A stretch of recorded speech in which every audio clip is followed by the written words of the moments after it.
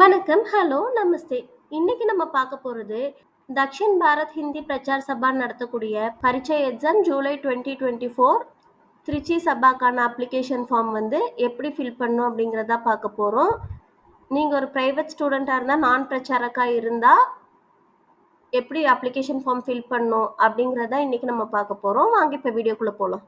திருச்சி சபானுடைய ஹிந்தி பரீட்சை எக்ஸாமுக்கு நம்ம படிக்கக்கூடிய புக் சரல் ஹிந்தி பரீட்சையை அந்த புக்கோட ஃப்ரண்ட் பேஜ் தான் இது.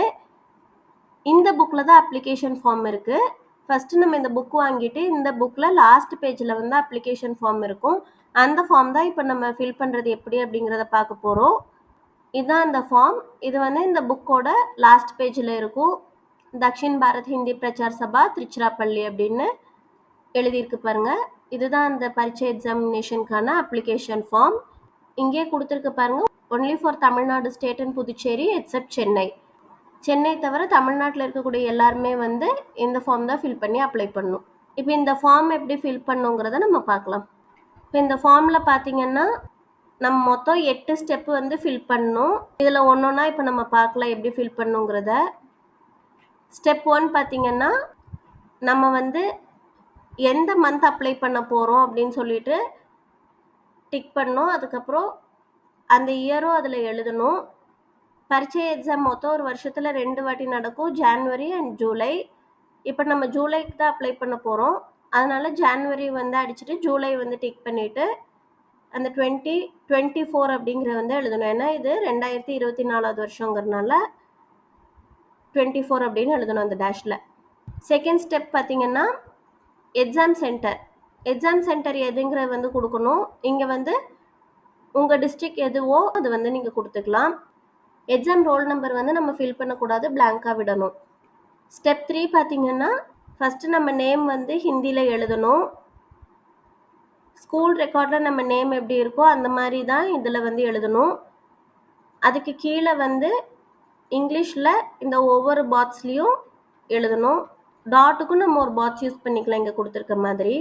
ஸ்டெப் 4 பார்த்தீங்கன்னா டேட் ஆஃப் பர்த் வந்து டிடிஎம்எம் ஒய்ஒய்ஒய்ஒய்ங்கிற ஃபார்மேட்டில் எழுதணும்.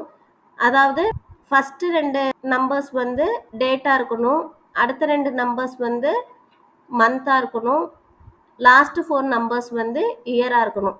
இங்கே பார்த்தீங்கன்னா 15 வந்து டேட்டு, 08 அப்படிங்கிற வந்து மந்த், அதாவது ஆகஸ்ட் மந்த்துக்கு 08, 2014 அப்படின்னா இயர் 2014 அப்படின்னு அர்த்தம்.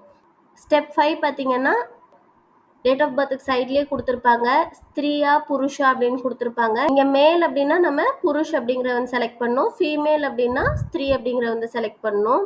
ஆணாக இருந்தாங்கன்னா புருஷ் அப்படின்னு செலக்ட் பண்ணணும், பெண்ணாக இருந்தால் ஸ்திரீ அப்படிங்கிற வந்து செலக்ட் பண்ணணும். ஸ்டெப் 6 வந்து ஃபாதர்ஸ் நேம் இங்கிலீஷில் எழுதணும். ஸ்டெப் 7 வந்து நம்ம அட்ரஸ் எழுதணும். அட்ரஸில் கமாக்கெல்லாம் வந்து ஒரு பாக்ஸ் யூஸ் பண்ணிக்கலாம். அப்புறம் பின்கோட் எழுதணும், ஃபோன் நம்பர் வந்து எழுதணும். ஸ்டெப் 8 வந்து நம்ம சைன் மட்டும் போட்டால் போதும். நான் பிரச்சாரக் ப்ரைவேட் ஸ்டூடெண்ட்டுங்கும் போது அட்ரஸு கீழே இருக்க எந்த டீட்டெயில்ஸும் ஃபில் பண்ண வேண்டியதில்லை. நம்ம சைன் மட்டும் போட்டால் போதும். சைன் வந்து இங்கிலீஷ்லேயே போட்டுக்கலாம். இப்போ நம்ம ஸ்டெப் பை ஸ்டெப்பாக எப்படி ஃபில் பண்ணோம் அப்படிங்கிறத பார்த்தோம். அந்த ஃபில் பண்ண ஃபார்ம் தான் இங்கே கொடுத்துருக்கு. இது கண்டிப்பாக யூஸ்ஃபுல்லாக இருந்திருக்கும்னு நினைக்கிறேன். இந்த வீடியோ யூஸ்ஃபுல்லாக இருந்ததுன்னு நினச்சிங்கன்னா கண்டிப்பாக லைக் பண்ணுங்கள், ஷேர் பண்ணுங்கள், சப்ஸ்கிரைப் பண்ணுங்கள். நன்றி, தேங்க்யூ, தன்யவாத்.